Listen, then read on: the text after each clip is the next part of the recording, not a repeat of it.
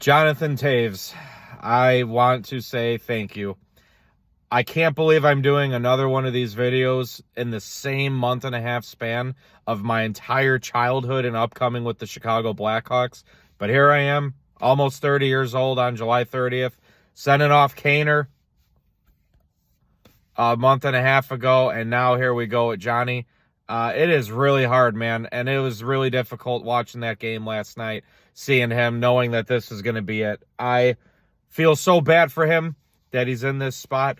I hope that he makes the right decision and retires.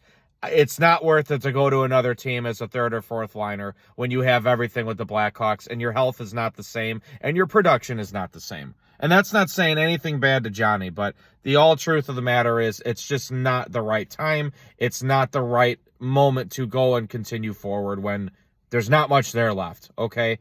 The best thing to do is to retire a Blackhawk, have the one team, have that going for you. You earned and deserved everything with this team. You gave the city everything. You are equal pretty much to what Kaner did, except maybe the last 3 or 4 years.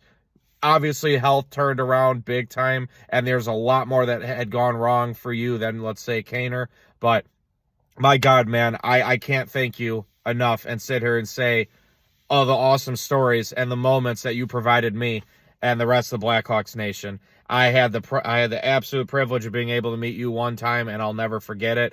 Down at a hotel there in Chicago, was able to come up to you. You were so welcoming to me. I had a security guard on my back telling me to leave you alone and get away when I had walked past you, and you literally looked at the guy for me and said, "Hey, it's okay. Let him come talk to me, please. I'd like to speak to him." I will never forget that, Johnny. If that picture is on my desk at work, that is with me at all times. All the All-Star jerseys, all the figurines, the memories, the bobbleheads. I got it all, man. And it's the same thing with Patrick Kane. You and this whole dynasty and core is unforgettable. And that's what makes a lot of this exit so much harder and more emotional than anything. And I'm so glad that you enjoyed the tribute that the team gave you.